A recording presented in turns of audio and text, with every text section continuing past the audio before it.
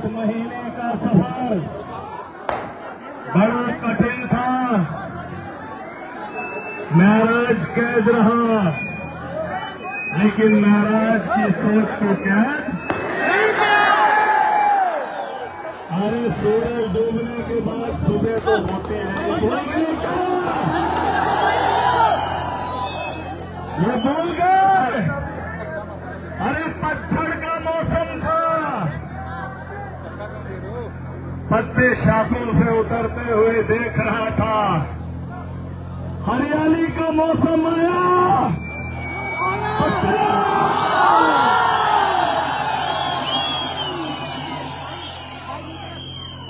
लेकिन एक बात जो हम कई सालों से बताते चले आ रहे हैं, ये आवाज का छिकन पेट छिपाकर क्या कि पेट सकेने की यदि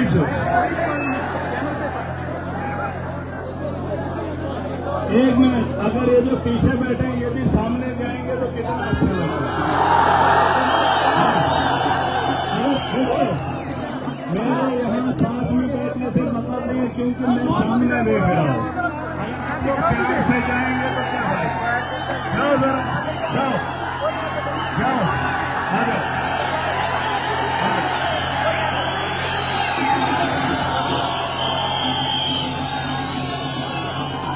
खुश हो, खुश हो। लम्हा था, बीत गया, शुरू हो रहा है। लम्हा लम्हा हमारे लिए हर वक्त हमारा कीमती है। सुन लीजिए, अभी यहाँ इतनी आवाम बैठी है कि नहीं बैठी है, लेकिन हमारे ही लोगों में से कई इस वक्त बीमार भी है, जो इस वक्त अस्पतालों के अंदर है, जो इस वक्त यहाँ से शिफ्ट होकर कोई कश्मीर जा रहा है, कोई जम्मू जा रहा है। जिसको बीमारी नहीं है, जो सेहतियाब है, वो आज चला आया है ना। हमारा मकसद हर लम्हे को खूबसूरत बनाना है। सुनोगे? मालूम है 8 महीने जेल के अंदर हमने क्या सीखा? पूछोगे नहीं? जानोगे नहीं? हम बताएंगे कि 8 महीने जेल के अंदर जिन लोगों ने मेरा तामझाम माना, उन्होंने सोचा इसकी रगे, इनकी नसें, इसका वजूद खत्म कर देंगे। मुझे नीचा दिखाने के लिए, मेरे घर के परिवार को रुलाने के लिए, अपने ईगो को जिंदा रखने के लिए मुझे जेल भेज दिया। लेकिन उनको मालूम नहीं था कि अगर खड़े खड़े अवाम महराज को सुनने आती है तो यकीनन जमीनी सतह पे मैंने बदलाव लाया।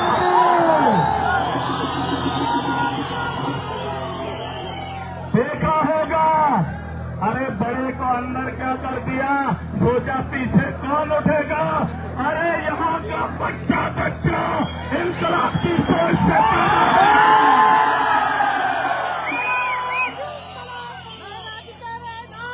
मैं वो नेता नहीं जिसने कभी नेता को जन्म देता ही नहीं था, दूसरे को कभी वो अपना हुनर सिखाता ही नहीं था। मैं बता रहा था कि 8 महीने महराज ने क्या सीखा। सुनोगे?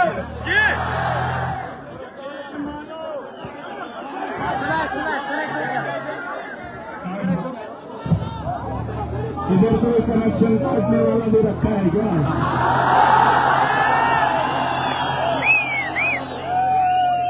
मत करो, ये छोटी छोटी उंगली करोगे क्या फायदा?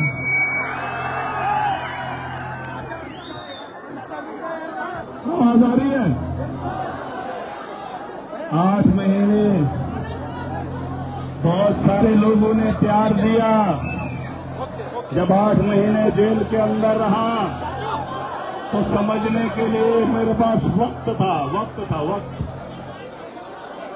जब मैं सोचता था, अपने ऊपर मुहासबा करता था कि मेरी क्या पता कहीं पे गलती हो, जिसकी सजा मुझे मिल रही हो या मेरी आवाम को भुगतनी पड़ रही हो।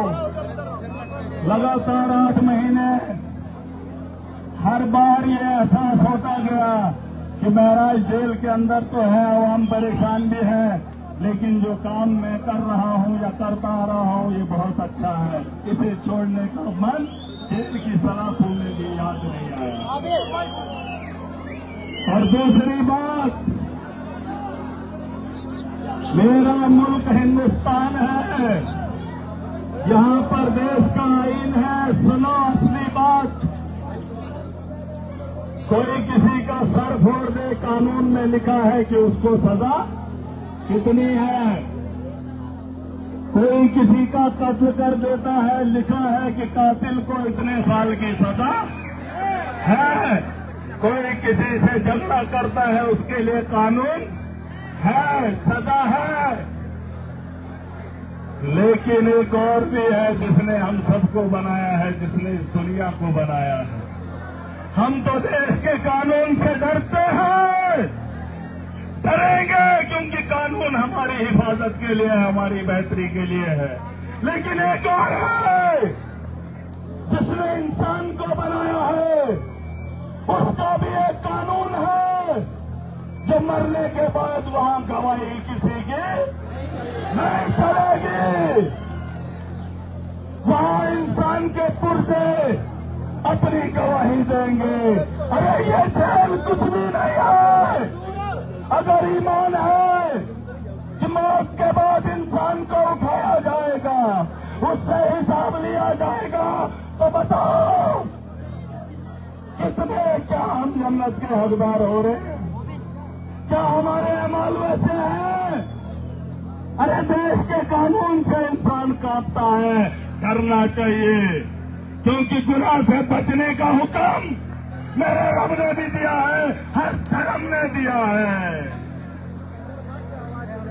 तो इसलिए लोगों ने दुआएं की, लोगों ने रोजे रखे, लेकिन फिर भी 8 महीने महराज जेल की सलाखों के पीछे रहा। दुआ में असर चाहिए, क्योंकि हर आदमी इसका जवाबदेह है कि नहीं? और बाकी यहाँ जो मैं 8 महीने के बाद आया हूँ, यहाँ सब बदला है। अब माहौल बदला है कि नहीं वो देखना है। यहाँ पर कुछ लोग थोप दिए जाते हैं, आवाम को इकट्ठा किया जाता है, गाड़ियों में भर कर लाया जाता है। लीडर वो है, अरे लीडर आवाम जिसके साथ है वही देश का रहबर होता है। हम अमन चाहते हैं, हम अमन के लिए हैं। यहाँ पर कुछ लोग अभी सोच रहे होंगे कि अब क्या होगा। वादा कर रहा हूं, हॉस्टल बेहतर बनाने का वादा किया है, बेहतर करूंगा। हमारे स्कूल हैं, स्कूलों को बेहतर करेंगे। जो मुश्किलें, जिन मुश्किलों से हम लोग जूझ रहे थे, उन्हें बेहतर करेंगे। और मैं समझ सकता हूं, किसी का गुनाह किसी के सर पे नहीं थोपेंगे। हम जीना चाहते हैं, हम आगे बढ़ना चाहते हैं। जो बीत गया वो लम्हा था, जो आने वाला कल है वो लम्हे के साथ हमारा मुस्तकबिल है। हम कल की बात तब भी करते थे, आज भी करते हैं, लेकिन कोई हमें नीचा दिखाए, हम पे आके हम ही पे ठोस जमाए, तो इस भरम में मत रहना। जहां जहां मजलूम होगा वहां वहां महराज के साथ तुम्हारा पाला पड़ेगा। और इतिहास के पन्नों को उठा के देख लो।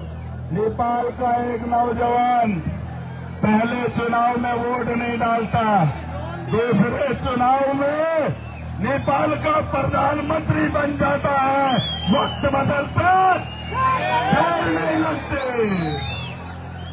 ये लगती है, लगती है। और ये जो कुर्बानियां यहाँ की आवाम ने दी, ये साया नहीं है। यहाँ सिर्फ डोडा कॉन्स्टिट्यूएंसी के लोग नहीं है, ये इनकलाब है। इतिहास उठा के देख लीजिए, छोटे छोटे वाक्यों से सल्तनतें जो है वो बदली गई है। मुल्कों के अंदर इनकलाब आया है और यहाँ से इनकलाब की शुरुआत हो चुकी है। मुबारक है यहाँ की आवाम को।